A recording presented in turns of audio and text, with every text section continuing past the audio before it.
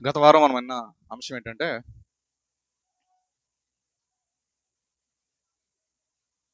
యేసు శ్రమలకు గల కారణం ఏమిటి? శ్రమల్లో ఆయన ఎలా స్పందించాడు? ఆయన పడిన శ్రమల నుండి ఆయన కలిగిన ఫలితం ఏంటని గత వారం మాట్లాడుకున్నాం. తమ్ముడు ఇప్పుడు కొన్ని విషయాలు మాట్లాడుతూ మనం క్షమించాలి, క్షమాగుణం మనకు ఉండాలి అని తమ్ముడు తెలియజేశాడు. యాక్చువల్గా క్షమాగుణం అన్నది దేవుళ్ళో ఉంది కనుకనే మనం చేసిన అనేక పాపాలను ఆయన శిలువ శ్రమల ద్వారా క్షమించాడని గత వారం మాట్లాడుకున్నాం. ఆయన అనేక శ్రమలు ఆయన భరించాడు. ఆయన శ్రమలు గల కారణం ఏంటంటే కేవలం మనల్ని రక్షించాలన్నది మాత్రమే ఆయన యొక్క ముఖ్య ఉద్దేశం. అంతగా ఆయన ఎందుకు శ్రమలు పడి మనల్ని రక్షించాడు అంటే ఆయన మనల్ని అందరినీ ప్రేమించాడు. మనల్ని ప్రేమించాడు కనుకనే మన కొరకు శ్రమలు పొందాడు. ఆ శిలువ శ్రమల ద్వారా మనందరికి ఏం కలిగించాడు? రక్షణ కలిగించాడు.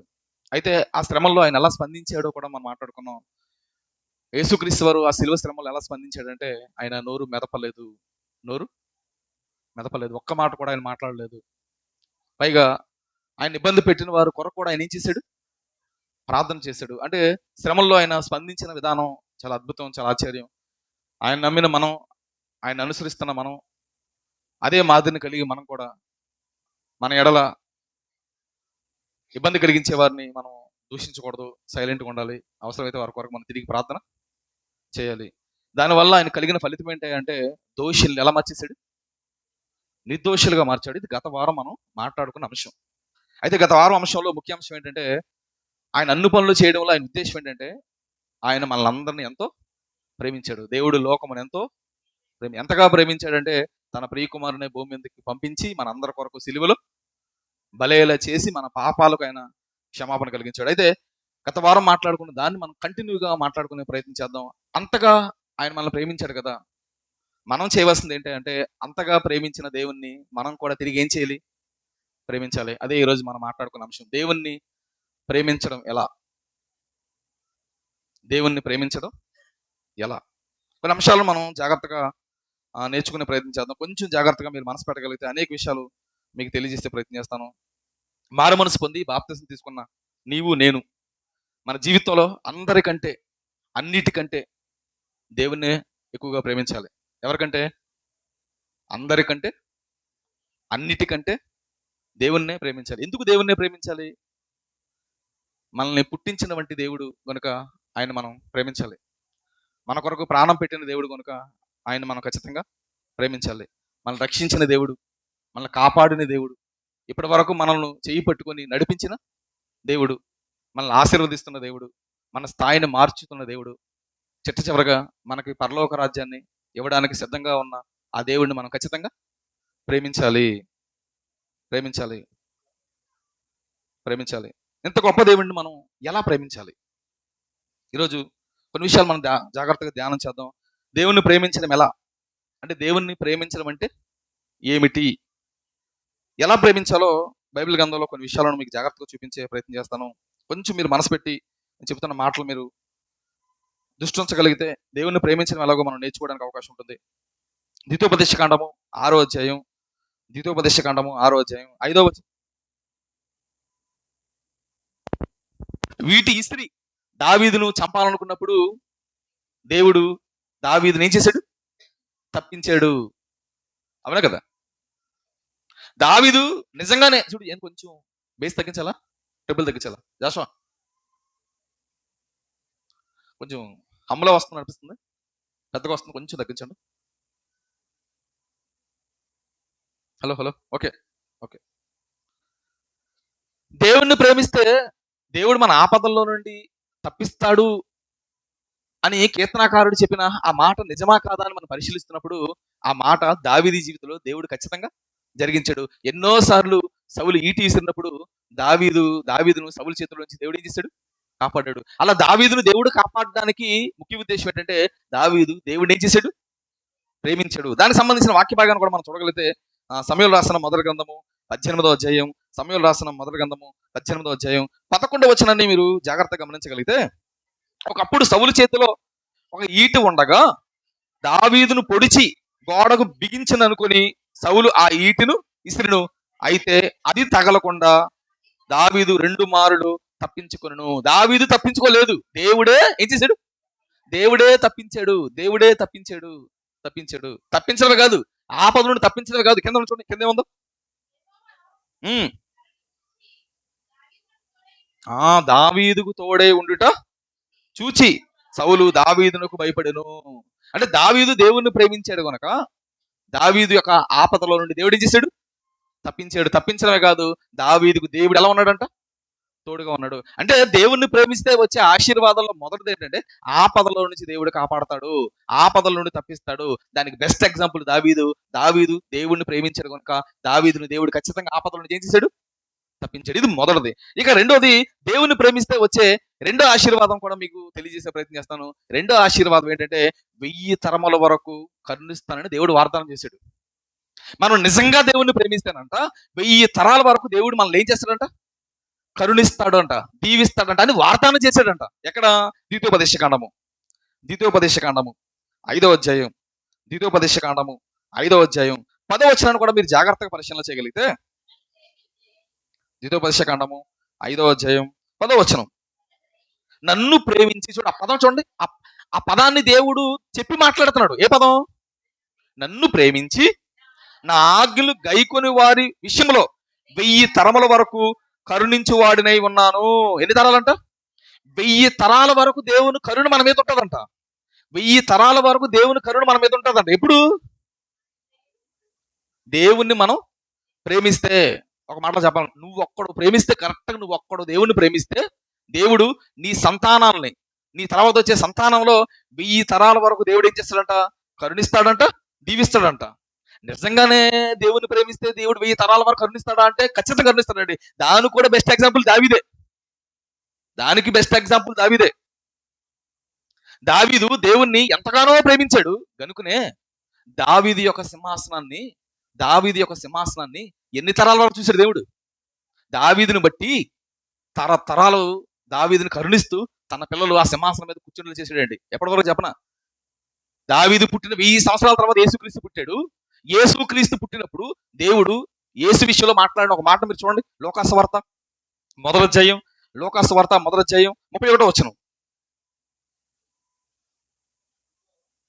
లోకాసువార్త మొదటి అధ్యాయం 31వ వచనం. ఇదిగో నీవు గర్భము ధరించి కుమారుని కని ఆయనకి యేసును పేరు పెట్టిదువు. ఆయన గొప్పవాడై సర్వోన్నతుడు కుమారుడు అనబడును. ప్రభువైన దేవుడు ఆయన తండ్రి అయిన దావీదు సింహాసనమును ఆయనకిచ్చును. అంటే దావీదుకి దేవుడు సింహాసనం ఇచ్చాడు. ఆ సింహాసనం ఎవరు వచ్చే వరకు ఉంది?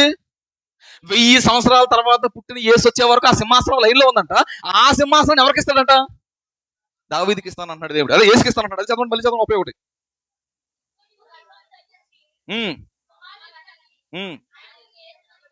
ఆయన గొప్పవాడై సర్వోన్నతుని కుమారుడు అనబడును. ప్రభు అయిన దేవుడు ఆయన తండ్రి అయిన దావీదు సింహాసనం ఆయనకి ఇచ్చును.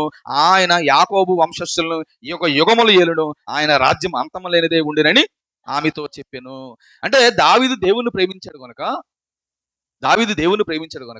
ఎవరైతే తనను ప్రేమిస్తారో అలా ప్రేమించిన వారిని దేవుడు 1000 తరాల వరకు ఏం చేస్తున్నాడు? కరుణిస్తాను అన్న ఆ మాటను యేసు క్రీస్తు వచ్చిన తర్వాత చెప్తున్నాడు. యేసు పుడుతున్నప్పుడు మరియా చెప్తున్నాడు, మరియా దావీదు సింహాసనం మీదే యేసు ఏం చేస్తాడు? కూర్చుంటాడు. యుగాలు ఏం చేస్తాడు? వెళ్తాడు. అంటే మనం సరిగ్గా ప్రేమిస్తే, మనం ఒక్కరు సరిగ్గా ప్రేమిస్తే మన పిల్లలు, వాళ్ళ పిల్లలు దేవుడు ఏం చేస్తాడు? కరుణిస్తాడు. మన సంతానాన్ని, మన పిల్లల సంతానాన్ని, వారి పిల్లల సంతానాన్ని కూడా దేవుడు ఏం చేస్తాడంట? కరుణిస్తాడు. అలాగే దీవిస్తాను, ఆశీర్వదిస్తానని దేవుడు వాగ్దానం చేస్తున్నాడు. అంటే మనం ఒక్కరు సరిగ్గా ప్రేమిస్తే చాలంట దేవుణ్ణి. మన తర్వాత తరాలను దేవుడు కరుణించాలంటే, మన తర్వాత తరాలను దేవుడు కరుణించాలంటే మనం సరిగ్గా దేవుడిని ఏం చేయాలి? ప్రేమించాలి. మొదలు దేవుడిని ప్రేమిస్తే జరిగేది ఏంటి? ఆపదల నుండి తప్పిస్తాడు. దానికి బెస్ట్ ఎగ్జాంపుల్ దావీదుని దేవుడు ఏం చేశాడు? తప్పించాడు. రెండోది ఏంటంటే దేవుణ్ణి ప్రేమిస్తే జరిగే రెండో ఆశీర్వాదం ఏంటంటే 1000 తరాల వరకు దేవుడు మన మీద ఏం చేస్తాడు? కరుణ చూపిస్తాడు. అంటే 1000 తరాల వరకు మన కుటుంబాలు బాగుంటాయి. సహజంగా ఇప్పుడు మనం కష్టపడుతున్నాం కదా, మనం సంపాదిస్తున్నాం. ఎవరు బాగుండాలని? సహజంగా తల్లిదండ్రులు కష్టపడతారు కదా, ఎవరు బాగుండాలని? వాళ్ళ పిల్లలు బాగుండాలి కదా. వాళ్ళ పిల్లలు బాగుండాలి అంటే నువ్వు ఎంతైతే కష్టపడుతున్నావో అంత బాగా నువ్వు దేవుని ప్రేమిస్తే దేవుడు ఖచ్చితంగా నిన్ను, నీ పిల్లల్ని కూడా ఏం చేస్తాడు? కనిస్తాడు. దానికి బెస్ట్ ఎగ్జాంపుల్ దావీదు సింహాసనం, ఆయన కొడుకు సొలొమోను, ఆయన కొడుకు రెహబాము, ఆయన కొడుకు, ఇలా అందరూ కొడుకులు ఏమైంది? సింహాసనం మీద కూర్చున్నారు. సహజంగా మీరు గమనించండి, ఈ రోజు ఎలక్షన్ రాజకీయాలు మీరు గమనించండి. పోయినసారి జగన్ వచ్చాడు, ఈసారి ఎవరు వచ్చారు? చంద్రబాబు వచ్చాడు. మళ్ళీ తిరిగి తర్వాత ఎవరు వస్తారో కూడా తెలియదు. ఎవడు ఏం చేయట్లేదు, కంటిన్యూ అవ్వట్లేదు. ఎవరు కంటిన్యూ అవ్వట్లేదు. అదే ఇప్పుడు దారు చంద్రబాబు నాయుడు కూర్చున్నాడు, ఆ తర్వాత వాళ్ళ అబ్బాయి కూర్చోవాలి, ఆ తర్వాత వాళ్ళ మనవడు కూర్చోవాలి, అలా కంటిన్యూ అవ్వాలి. ఆ సింహాసనం ఎవరికి వెళ్ళకూడదు, వాళ్ళే పరిపాలించాలి. అలాంటి పాలన ఈ రోజు ఏం అవ్వట్లేదు, జరగట్లేదు. అంటే అర్థం ఏంటి? ఆ సింహాసనం వచ్చిపోతుంది అంటే అర్థం ఏంటి? వాళ్ళు సరిగ్గా దేవుడిని ఏం చేయట్లేదు, ప్రేమించారు. అదే సరిగ్గా దేవుడిని ప్రేమించారు అనుకోండి, వాళ్ళ పిల్లలే పరిపాలిస్తారు. మనం బాగుంటాం, ఆ తర్వాత మన పిల్లలు బాగుండాలంటే దేవుడు కరుణించాలి. అలా కరుణించాలంటే ఇప్పుడు మనం దేవుని ఖచ్చితంగా ప్రేమించాలి. ఆ ప్రేమ కూడా అరకొర ప్రేమలు ఉండకూడదు. సరిగ్గా మనస్ఫూర్తిగా హృదయపూర్వకంగా మన శక్తిని అంతా ఉపయోగించి ఖచ్చితంగా దేవుడిని ఏం చేయాలి, మనం ప్రేమించాలి. ఇది రెండోది. ఇక మూడో విషయం కూడా చెప్తానండి. మూడో విషయం, దేవుని ప్రేమిస్తే వచ్చే ఆశీర్వాదాల్లో మూడోది. ఎందుకు విషయాలు చెప్తున్నాను నేను? ఆ తర్వాత దేవుడిని ఎలా ప్రేమించాలో చెప్తాను. ఎలా ప్రేమించాలో చెప్పిన తర్వాత ఈ ప్రేమిస్తే మాకేమొస్తుందంటే అనే డౌట్ రాకూడదని ముందే చెప్తున్నాను. ప్రేమిస్తే మీకు వచ్చే ఆశీర్వాదాలు ఇవన్నీ ముందు చెప్తున్నా. ఓ, ఇన్ని ఆశీర్వాదాలు ఉన్నాయా? అయితే మేము ఖచ్చితంగా దేవుడిని ఏం చేయాలి, ప్రేమించాలి. ఎలా ప్రేమించాలో తర్వాత చెప్తా. ఇంకా పాఠంలోకి వెళ్ళలేదు నేను, ఇంకా అందులోకి వెళ్ళలేదు. దేవుడిని ఎలా ప్రేమించాలో చెప్పే ముందే ఎందుకు ప్రేమించాలో చెప్తున్నాను. ఎందుకు ప్రేమించాలి? దేవుడు మనకు చాలా ఆశీర్వాదాలు ఇస్తాడు. అన్ని చెప్పుకోవడానికి టైంలో ఒక 3 రాసుకొచ్చా. మొదటిది, ఆపదల నుండి తప్పిస్తాడు. రెండోది, 1000 సంవత్సరాల కరుణిస్తాడు. మూడోది ఏంటి? ఆయన ఖచ్చితంగా మనం ప్రేమిస్తే మంచి భవిష్యత్తు సిద్ధపరుస్తాడంట. ఏంటంట? మంచి భవిష్యత్తు సిద్ధపరుస్తాడంట. మన పిల్లలు చదువుకుంటున్నారు కదా, దేనికి? మంచి భవిష్యత్తు ఉండాలని కదా. అలా మంచి భవిష్యత్తుని సిద్ధపరుస్తున్నాడు దేవుడు సిద్ధపరుస్తాడంట. ఎప్పుడు? ఆయన్ని ప్రేమిస్తే. ఎక్కడుంది ఈ మాట? ఎక్కడుంది మాట? కొరింథీయులకు రాసిన మొదటి పత్రిక 2వ అధ్యాయం. కొరింథీయులకు రాసిన మొదటి పత్రిక 2వ అధ్యాయం 9వ వచనాన్ని మీరు జాగ్రత్తగా పరిశీలన చేయండి. ఇందుని గురించి, దేవుడు తన్ను ప్రేమించు వారి కొరకు, ఏం పదాలండి, ఏంటి పదం? తన్ను ప్రేమించే వారి కొరకు ఏవి సిద్ధపరచునో అవి కంటికి కనబడలేదు, చెవికి వినబడలేదు, మనిషి హృదయమునకు గోచరము కాలేదు అని రాయబడి ఉందంట.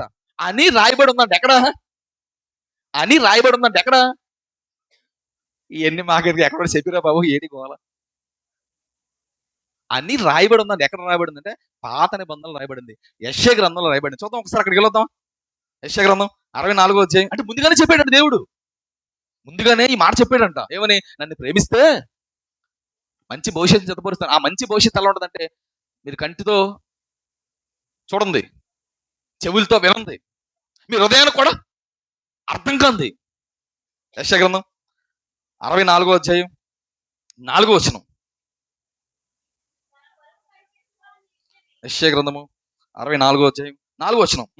తన కొరకు కనిపెట్టు వాని విషయమై నీవు తప్ప తన కార్యములను సఫలము చేయు మరి ఏ దేవుడును ఎవడు నే కాలమును చూచి ఉండలేదు.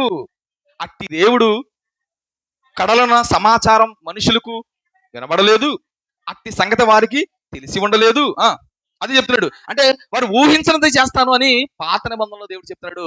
అదే విషయాన్ని కోట్ చేసి అపోస్తలుడైన పౌలు కొరింథీ సంఘంతో మాట్లాడుతున్నాడు. కొరింథీ సంఘస్థులారా, మీరు నిజంగా దేవుని ప్రేమిస్తే అలా మీరు నిజంగా దేవుని ప్రేమించారు కనుక దేవుడు మీ జీవితంలో చేసే ఆ కార్యం మీ కంటికి కనబడదు, చెవికి వినబడదు, మనిషి హృదయానికి అవి గోచరం కాదు. అంటే దాని అర్థం ఏంటంటే, నువ్వు ఊహించిన కార్యం దేవుడు నీ జీవితంలో చేస్తాడు. నువ్వు ఊహించవు. ఇది చూస్తాను అనుకోలేదండి, నువ్వు చూస్తావు. ఇది వింటాను అనుకోలేదండి, నువ్వు వింటావు. ఇది అర్థం కాలేదండి, నువ్వు అలా అర్థం చేసుకుంటావు. అలాంటి ఒక అద్భుతమైన కార్యం, ఒక ఉన్నతమైన కార్యం, నువ్వు కూడా ఎక్స్పెక్ట్ చేయని కార్యం దేవుడు నీ జీవితంలో చేయాలి అంటే నువ్వు దేవుడిని ఏం చేయాలి? ప్రేమించాలి. చాలా మంది అంటారు, ఇంత పెద్ద ఇల్లు కడతాను అనుకోలేదండి. నువ్వు అనుకోలేవు. నువ్వేమనుకున్నావు? చిన్నదే కడదాం అనుకున్నావు. కానీ దేవుడు నీ జీవితంలో ఏం చేశాడు?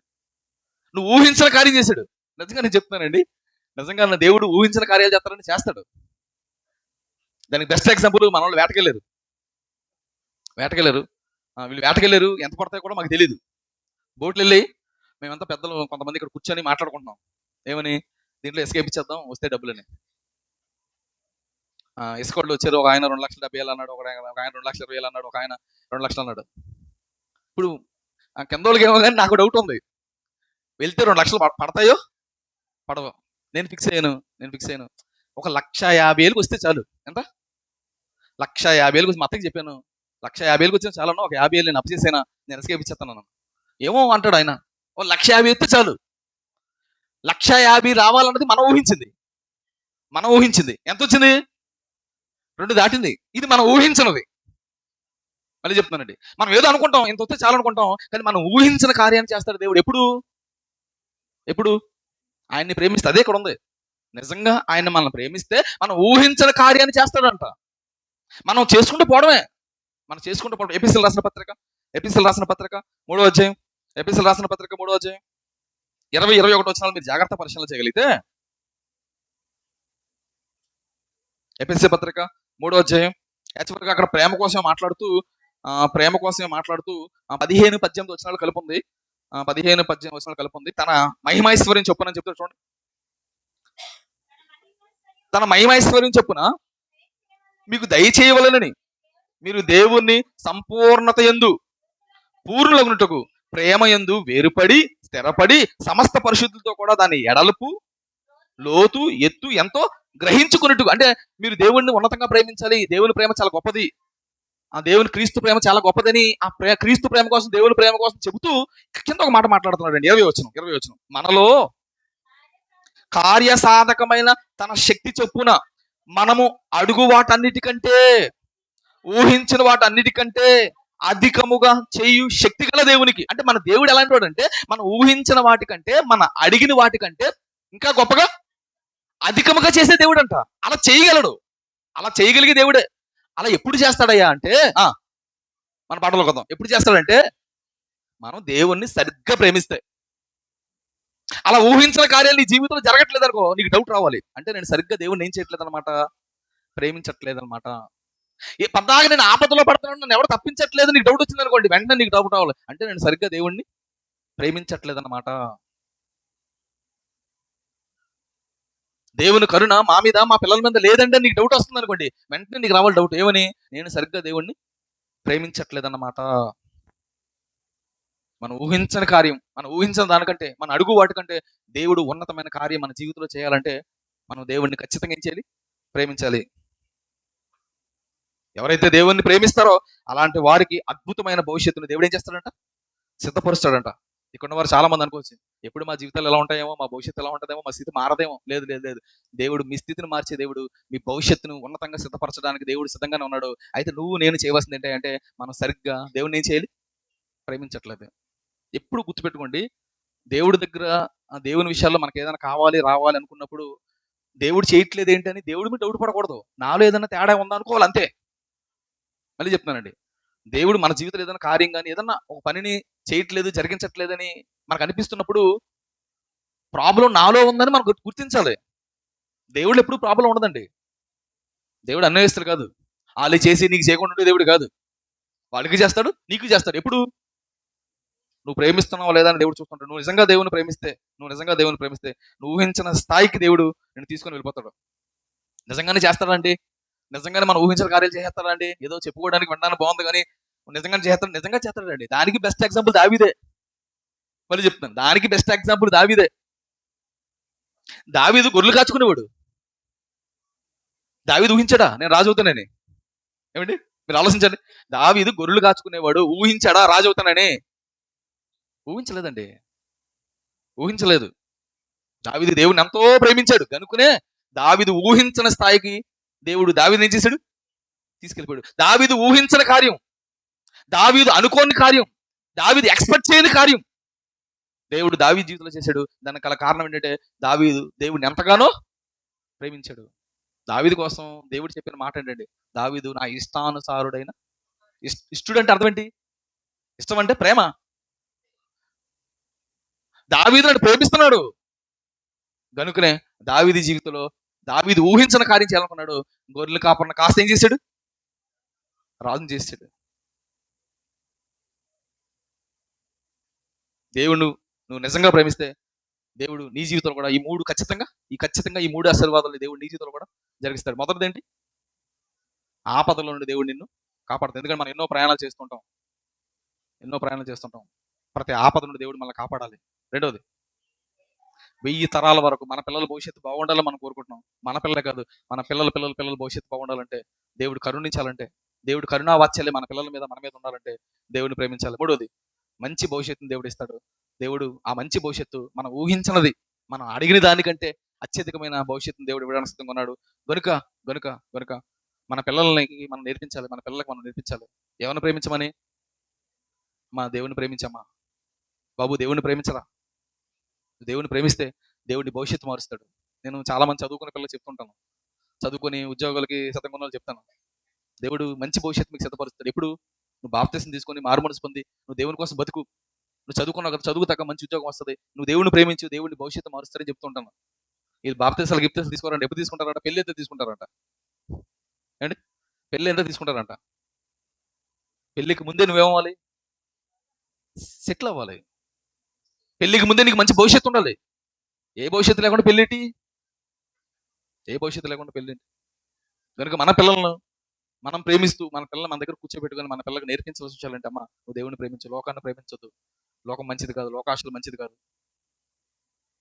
లోకం వైపు కాకుండా దేవుని వైపు వారి మనసు వెళ్ళేలా మనం ఎప్పటికప్పుడు వారిని ఏం చేస్తుండాలి? పురుకొల్పుతుండాలి, ప్రేరేపిస్తుండాలి. దేవుని వైపే మన వారి ఆలోచనలు ఏం చేయాలి? తీసుకెళ్ళాలి. అప్పుడు దేవుడు ఖచ్చితంగా వారి జీవితంలో బంగారు లాంటి భవిష్యత్తు దేవుడు ఏం చేస్తాడు? దయచేస్తాడు. ఇప్పుడు మూడు విషయాలు చెప్పాను. దేవుని ప్రేమించి వచ్చే ఆశీర్వాదాలు 3 చెప్పాను. ఒకటి, తప్పిస్తాడు. 1000 తరముల వరకు కరుణిస్తాడు. రెండోది, మనం ఊహించిన దానికంటే గొప్పగా దేవుడు మన జీవితంలో చేస్తాడు. అయితే ఇవన్నీ మన జీవితంలో దేవుడు చేయాలి అంటే దేవుని మనం ఏం చేయాలి? ఇప్పుడు ప్రేమించాలి. ఇప్పుడు పాఠంలోకి వచ్చాం. ఓకేనా? ఇప్పుడు వెళ్దామా?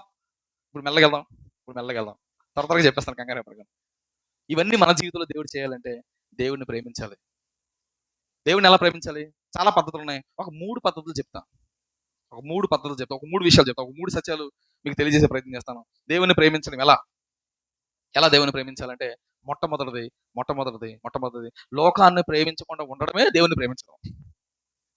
మొట్టమొదటి చెప్తున్నాను, లోకాన్ని ప్రేమించకుండా ఉండడమే దేవుని ప్రేమించడం. ఎక్కడుంది ఈ మాట?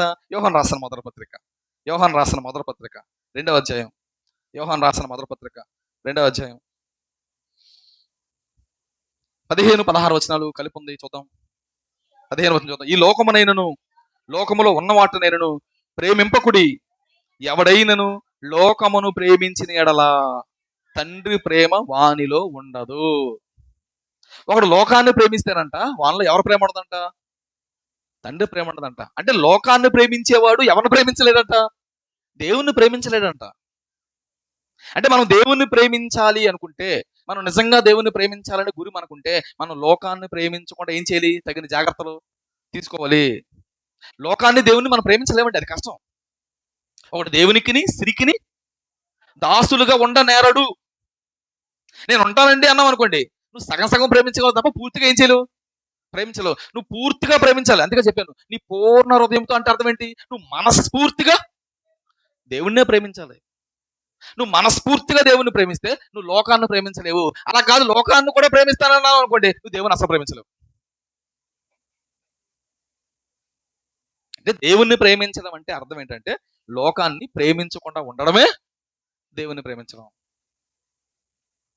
ఆదివారం ప్రార్థన ఉంది, బయట కార్యక్రమం ఏదో ఉంది. ఇప్పుడు లోకమా దేవుడు అంటే మన దేనికి ప్రయారిటీ ఇవ్వాలి? దేవుడికి ప్రయారిటీ ఇస్తే దేవుని ప్రేమించినట్టు. ఏం కదా, వచ్చేవారు వెళ్దాం అనుకుంటే లోకాన్ని ప్రేమించినట్టు. లోకాన్ని ప్రేమించావనుకోండి, నువ్వు దేవుని ప్రేమించలేనంటే, నువ్వు దేవుని ప్రేమించకపోతే దేవుడు నీకు ఇవ్వాలనుకున్న ఆశీర్వాదాలు తర్వాత వారు వచ్చి దొంగడి పిలుస్తుంది, దేవా ఇచ్చివా, ఏమిస్తావు? నువ్వు లోకాన్ని ప్రేమించిపోయిన వారు మానేసావు, ఈ వారు వచ్చి నన్ను ప్రేమిస్తున్నానంటే ఎలా? మనస్ఫూర్తిగా ప్రేమించడం అంటే అర్థం ఏంటి చెప్పనా? అన్నిటికంటే అందరికంటే దేవుణ్ణి ఎక్కువ ప్రేమించాలి. యేసుక్రీస్తు వారు చెప్పిన మాట కూడా మీకు తెలుసలేదు, నాకు శిష్యుడిగా ఉండాలి అంటే, నన్ను ప్రేమించాలంటే ఏం చేయాలంట? మత్తయి సువార్త ఎవరికంటే ఎక్కువ ప్రేమించాలని చెప్పి చూడండి. మత్తయి సువార్త 10వ అధ్యాయం.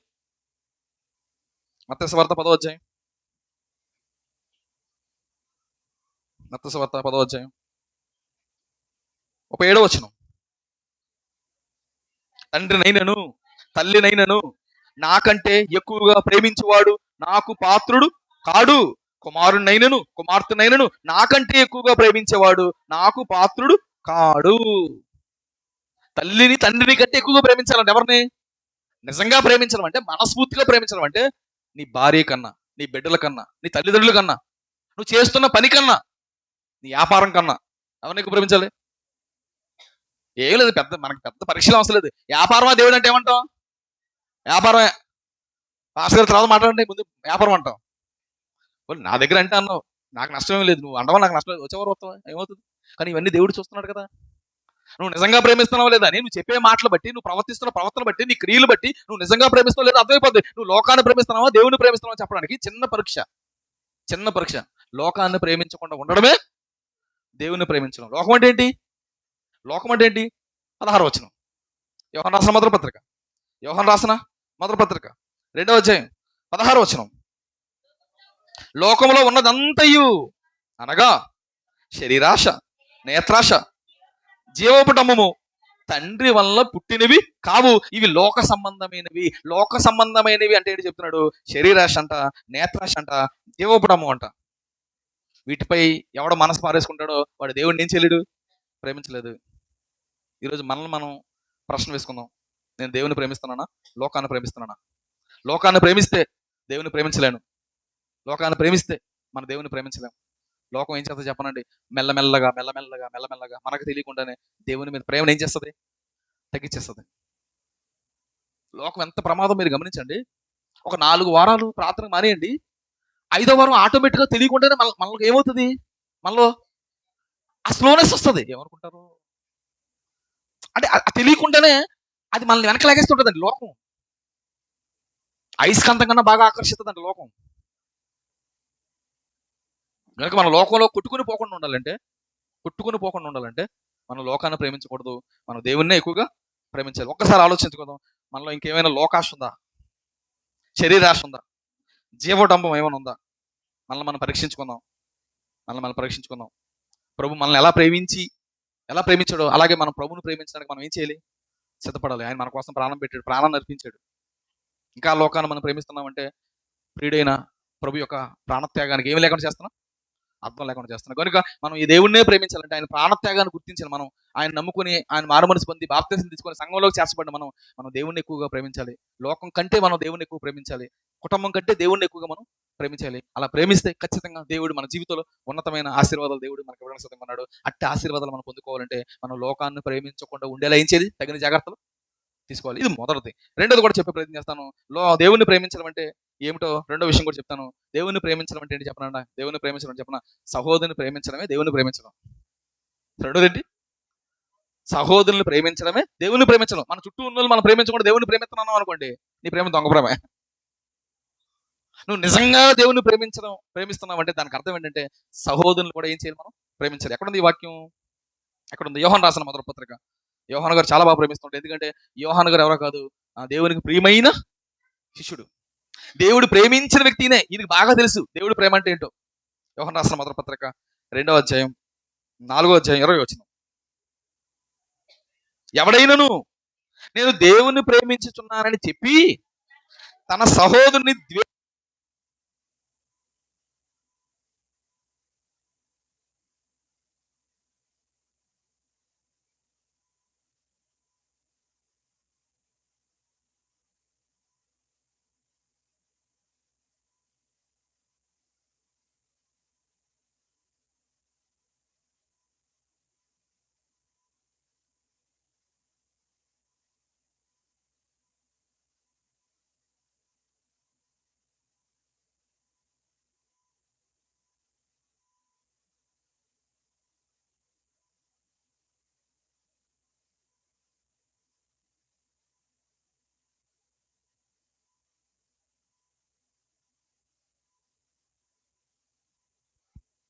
ఓకే మళ్ళీ చూద్దాం. ఎవడైనను నేను దేవుని ప్రేమించుచున్నానని చెప్పి తన సహోదరుని ద్వేషించిన ఎడల అతడు అబద్ధికుడు.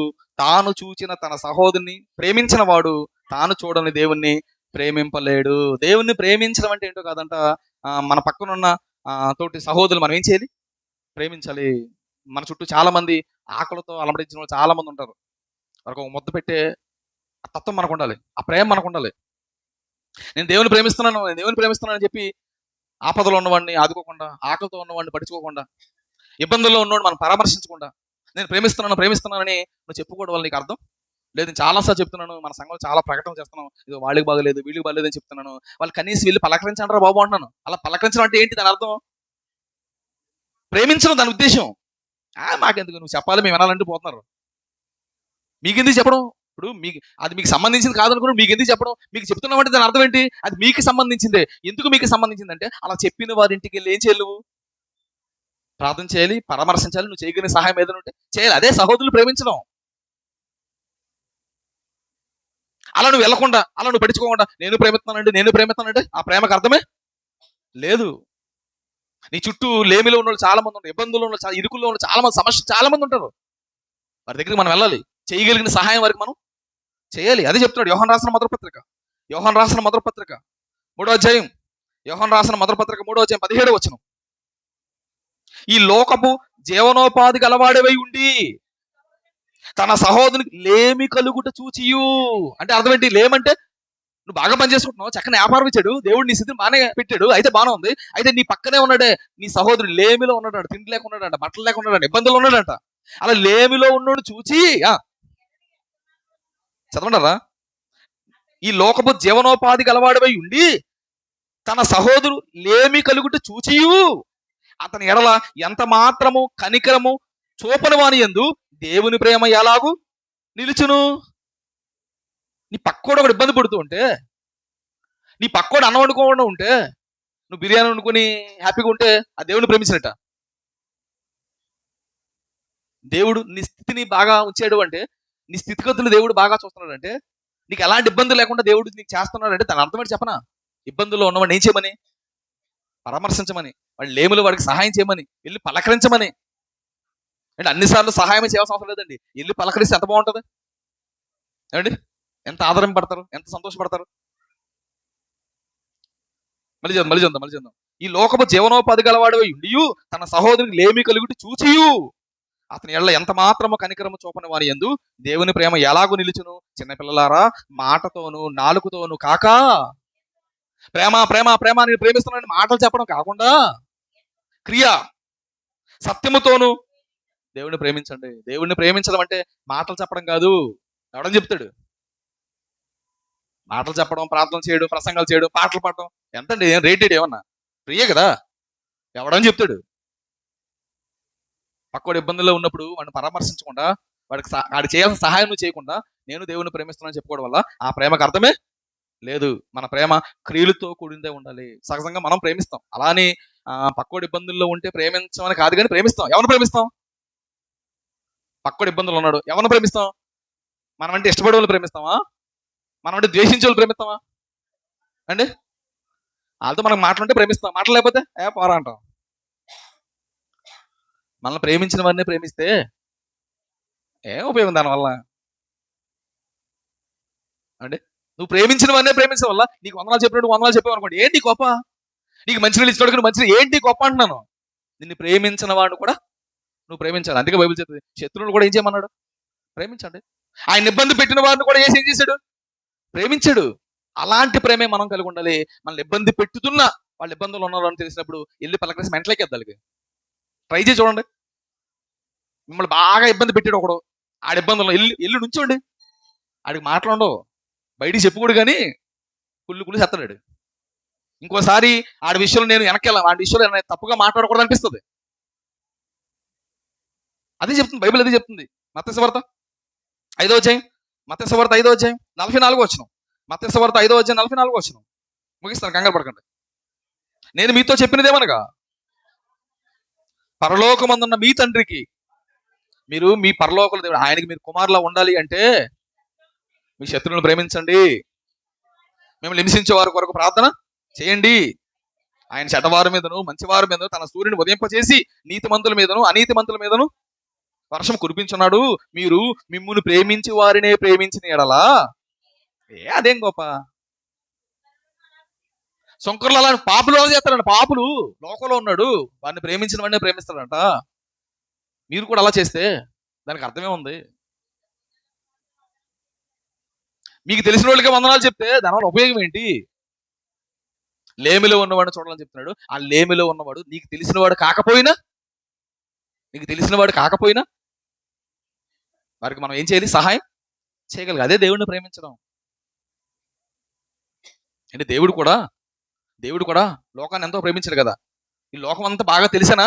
లోకస్తులందరూ ఆయన ప్రేమిస్తున్నారు కనుక ప్రేమించాడా? లేదండి. మనమంతా పాపులం. అయినా ఏం చేశాడు? ప్రేమించాడు. అంటాడు, ఒక పదం మాట్లాడుతున్నాడు. ఆయన ఎలా ప్రేమించాడు అలా ప్రేమించాలంట. ఆయన ఎలా ప్రేమించాడు?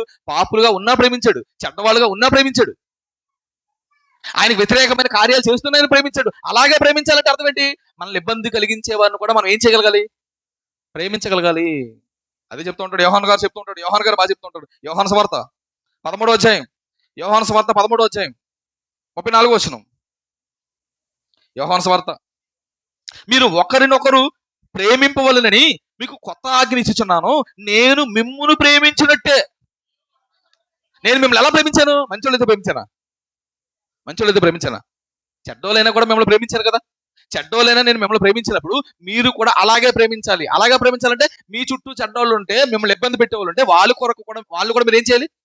ప్రేమించాలి. వారి అక్కర్లో మీరు ఏం చేయగలగాలి? సహాయం చేయగలగాలి. చేయగలగాలి. చేయగలగాలి. దేవుని ప్రేమించడం అంటే అర్థం ఏంటంటే తోటి సహోదరులను మనం ఏం చేయగలగాలి? ప్రేమించగలగాలి. ఇది రెండోది. మొదటిది ఏంటి? దేవుని ప్రేమించడం అంటే మొదటిది ఏంటి? లోకాన్ని ప్రేమించకుండా ఉండడమే దేవుని ప్రేమించడం. రెండోది సహోదరులను ప్రేమించాలి. తోటి సహోదరులను ప్రేమించాలి. ఇక మూడోది చివరిగా చెప్తాను. దేవుని ప్రేమించడం అంటే మూడోది ఏంటంటే దేవుని ఎలా ప్రేమించాలంటే దేవుని ఆజ్ఞలను గైకొనాలి, లేదా అనుసరించాలి. మీరు ఏ ప్రసంగం అయితే వింటున్నారో ఆ ప్రసంగాన్ని మీ జీవితంలో అప్లై చేస్తేనే మీరు ఎవరిని ప్రేమించినట్లు. నీ ప్రసంగాలతో నాకు పని లేదు, మేము మొత్తం వెళ్ళిపోతాం అన్నావు అనుకో, నువ్వేం చేయట్లేదు. ఆ మధ్యాహ్నం రావడం ఎందుకు? చెప్పబడుతున్నవి నీ జీవితంలో నువ్వు అనుసరించినప్పుడు, చెప్పబడినవి నీ జీవితంలో పాటించినప్పుడు కేవలం వినడానికి మాత్రమే నువ్వు రావాల్సిన అవసరం లేదు. మీరు వినివారే ఉండి మిమ్మల్ని మీరు ఏం చేసుకోవద్దు, మోసపోతుకోదు. విన్న దాని ప్రకారంగా మీరు ప్రవర్తించాలి. అలా విన్న దాని ప్రకారంగా ప్రవర్తించడమే దేవుణ్ణి ప్రేమించడం. చూస్తారన్నమాట. యోహాను రాసిన మొదటి పత్రిక 5వ అధ్యాయం, యోహాను రాసిన మొదటి పత్రిక 5వ అధ్యాయం 3వ వచనం. మనం మన ఆజ్ఞలను గై కొనుటయే అయిపోయింది. దేవుని ప్రేమించడం అంటే కాదంట. నువ్వు ఏవైతే వింటున్నావో వాటిని నీ జీవితంలో చేయడమే దేవుని ప్రేమించడం. నేను వింటాను కానీ చేయనన్నావు అనుకోండి, నువ్వు దేవుని ఏం చేయట్లేదు? ప్రేమించట్లేదు. చాలా మంది అనుకుంటారు, అమ్మో దేవుని ఆజ్ఞలు చాలా కష్టంగా ఉంటాయండి, చాలా ఇబ్బందిగా ఉంటాయి, అవి ఎవరు చేయగలవండి? ఆ యేసుక్రీస్తు దేవుడు కనుక చేసాడు, మనం ఎలా చేయగలం అనుకుంటారు. కాదండి. కింద చెప్తున్నాడు, నువ్వు అలా అనుకుంటావని, అవి చాలా కష్టమైనవి ఎవరు చేయగలరు అనుకుంటావని కింద చెప్తున్నాడు. ఆయన ఆజ్ఞలు భారమైనవి కావు. దేవుని ఆజ్ఞలు చాలా భారమైనవి, పెద్ద కష్టపడేవి కాదండి, పెద్ద కష్టమైనవి ఏం కాదు. అంటే మనిషి తెలుసుకుంటే కొండను కూడా పిండి చేస్తున్నాడు. ఎలాంటి సముద్రం? ఎలాంటి మహాసముద్రం అండి బాబు అది. దాన్నే మనవాళ్ళు ఏం చేస్తున్నారు? వేటాడుతున్నారు. సముద్రాన్ని వేటాడుతున్నారు. సముద్రాన్ని ఏమండి, కొండలను పిండి చేయగలడు మనిషి. బలమైనవి కష్టమైనవి మనిషి చేయగలుగుతున్నాడు. కానీ దేవుని ఆజ్ఞలు అంట కష్టమైనవి కాదంట, భారమైనవి కాదంట. ఏమంటాడు? ఆయన ఆజ్ఞలు భారమైనవి కావు. భారమైనవి కాదు. కానీ సాతాను ఏం చేస్తుందంట? అమ్మో మనం ఎక్కడ పాటించగలమా అని సాతాను మనల్ని ఏం చేస్తుంటదంటే దేవుని ఆజ్ఞలకు వ్యతిరేకంగా వెళ్ళిపోయేలాగా, వాటిని పాటించకుండా మనం పక్క వెళ్ళిపోయేలా చేస్తుంటదంట. కనుక దేవుని బిడ్డలుగా మన పిల్లలకు మనం చెప్పాల్సింది ఏంటంటే దేవుని ఆజ్ఞలు భారమైనవి కాదు, పెద్ద కష్టమైనవి కాదు, చాలా ఈజీవే. వాటిని ఖచ్చితంగా మనం పాటిద్దామని మనం చేస్తూ మన పిల్లలు కూడా చేసేలా మన పిల్లల ముందుకు తీసుకెళ్లే ప్రయత్నం మనం చేయాలి. ఎప్పుడు గుర్తుపెట్టుకోండి, మీ పిల్లలు ఇలా చేయాలి, అలా చేయాలి, ఇలా ఉండాలి, అలా ఉండాలి అనే ముందు మీరు చేయండి. నేను మొదటి నుంచి చెప్తుంది అదే. మా పిల్లలు ప్రార్థన చేయాలా? మీరు చేయండి. మీ పిల్లలు పాటలు పాడాలి? మీరు పాడండి. మీ పిల్లలు ప్రార్థన రావాలా? మీరు రండి. అవి పెద్ద కష్టమైనవి కాదు, చాలా ఈజీ కలిగినవే, చాలా సింపుల్ ఇవే. ఆ సింపుల్ అయిన దేవుని ఆజ్ఞలు మనం పాటించగలిగితే, అనుసరించగలిగితే అదే దేవుణ్ణి ప్రేమించడం అంట. అవే దేవుణ్ణి ప్రేమించడం. చాలా ఈజీ అని చెప్తుంటాడు మత్తయ్య గారు. యేసుక్రీస్తు మాటనే చెప్తూ ఉంటాడు. మత్తయి సువార్త 11వ అధ్యాయం ఆజ్ఞల కోసం ఆయన మాట్లాడుతూ ఏమంటాడంటే, మత్తయి సువార్త 11వ అధ్యాయం 28వ వచనంలో మీరు చూడండి. ఆయన అందరినీ పిలిచింది దేనికో చెప్తున్నాడు. ప్రయాసపడి భారం మోసుకున్న సమస్త జనులారా నా యొద్దకు రండి, నేను మీకు విశ్రాంతి కలుగజేస్తాను. నేను సాత్వికుడును, దీన మనసు గలవాడు కనుక మీ మీద నా కాడి ఎత్తుకొని నా యొద్ద నేర్చుకునిడి, అప్పుడు మీ ప్రాణములకు విశ్రాంతి దొరుకును. ఏలయనగా నా కాడి సులువుగాను నా భారము తేలిగ్గా ఉన్నవి. రండి, రండి, రండి. నేను చెప్పే మాటలు మీరు పాటించండి. నేను చెప్పే మాటలు పెద్ద కష్టమైన కాదు. ఎలా ఉంటాయంట? సులువుగాను తేలిగ్గా ఉంటాయంట. చాలా ఈజీ అంట. నువ్వు చేయగలిగినవే. అంటే ఏ తండ్రి అయినా సరే తన పిల్లలకు వారు చేయలేని పనులు చెప్తారా? మనమే మన పిల్లలకు వారు చేయలేని పనులు మనమే చెప్పం కదా. మనకన్నా గొప్ప దేవుడు కదా. మనకన్నా దేవుడు గొప్పడు కదా. ఆ గొప్ప దేవుడు మనకు కష్టమని చెప్తాడా? కష్టమని చెప్తాడా? లేదండి, చాలా తేలిగే చెప్తాడు. ఆయన కూడా చాలా తేలిగే చెప్తాడు. బైబిల్ అంతా మీరు గమనించండి. దేవుని ఆజ్ఞలు పెద్ద కష్టమైనవంటూ ఏమి కాదు. నువ్వు అనుకోవట్లేదు అంతే. ఒక్కసారి ఇవి చేయాలని నువ్వు అనుకో, ప్రతిదీ చాలా ఈజీ కనబడుతుంది నీ కంటికి. ఒక పని అండి, ఒక పని మనం చేస్తున్నప్పుడు మనకి ఇష్టం ఉందనుకో, ఆ పని ఎంత భారమైందని ఎలా చేస్తాం? ఈజీగా చేస్తాం. అది ఇష్టం లేదనుకో, ఇంట్రెస్ట్ లేదనుకోండి, ఎంత ఈజీ పనులు కూడా ఎలా ఉంటాయి మనకు? కష్టంగా ఉంటాయి. నువ్వు దేవుడిని ప్రేమించాలనుకుంటే ప్రతి ఆజ్ఞ ఎలా ఉంటుంది నీకు? ఈజీగా ఉంటుంది, తేలిగ్గా ఉంటుంది. అదే చెప్తుంటాడు యోహాను గారు, చెప్తుంటాడు యోహాను సువార్త 14వ అధ్యాయం, యోహాను సువార్త 14వ అధ్యాయం 15వ వచనం. యోహాను సువార్త 14వ అధ్యాయం 15వ వచనం. మీరు నన్ను ప్రేమించిన యెడల నా ఆజ్ఞలు గైకుందురు. మీరు నిజంగా నన్ను ప్రేమిస్తే నా ఆజ్ఞలు ఏం చేస్తారు? గైకుంటారు. 21వ వచనం. నా ఆజ్ఞలు అంగీకరించి వాటిని గైకుని వాడే నన్ను ప్రేమించేవాడు. నిజంగా మనల్ని ప్రేమిస్తే నా ఆజ్ఞలు గైకుంటారు. నా ఆజ్ఞలు గైకున్నవాడే నన్ను ప్రేమించిన వాడు.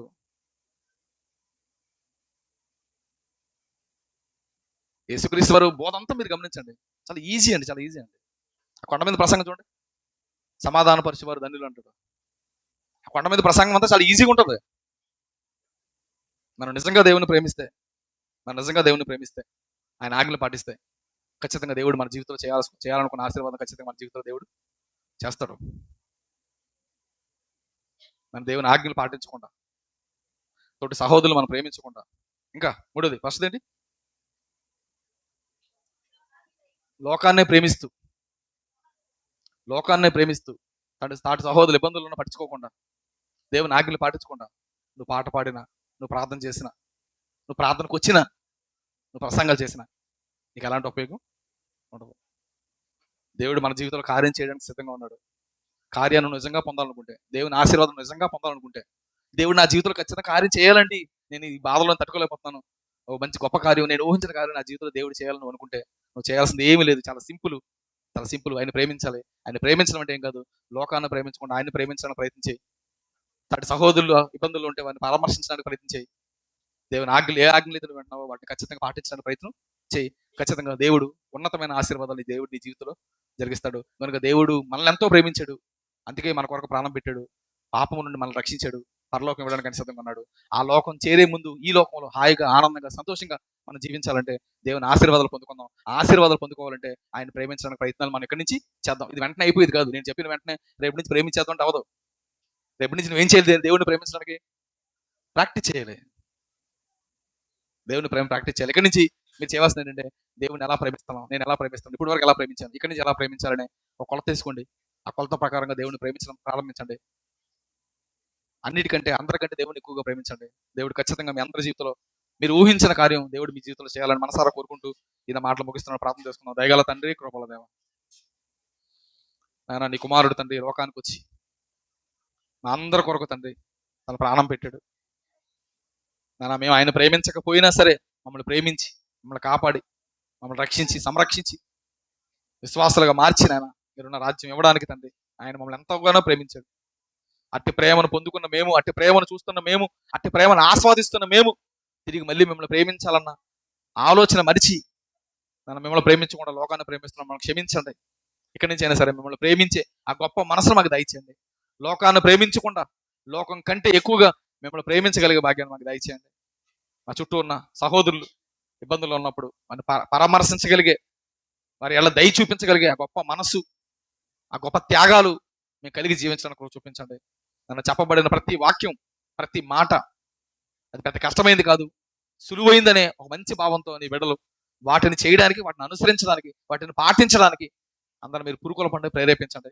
ఇక్కడి నుంచి అయినా సరే నాన్న, పూర్ణ మనసుతో, పూర్ణ ఆత్మతో, పూర్ణ శక్తితో ప్రేమించేవారుగా నీ బిడ్డలు మారడానికి మా అందరి జీవితంలో నాయన ఉన్నతమైన కార్యం జరిగించమని, మా మనసులు ప్రేరేపించమని, మా మనసులు పురుకొల్పమని, ఎత్తబడిన వాక్యాన్ని దృష్టిలోకి వెళ్ళిపోయే ప్రమాదం ఉంటుంది కనుక మా హృదయంలో భద్రపరుచుకొని వాటి ప్రకారంగా జీవించగలిగే భాగ్యాన్ని మా అందరికీ దయచేయమని, చేస్తున్న ప్రార్థన మీ పాదసని చేర్చుకోమని, మా రక్షకుడు మీ ప్రియకుమారుడైన యేసుక్రీస్తు వారి పుణ్యనామంలో ఈ ప్రార్థన అడిగి పెట్టుకొనిచున్నాము మా కన్న తండ్రి.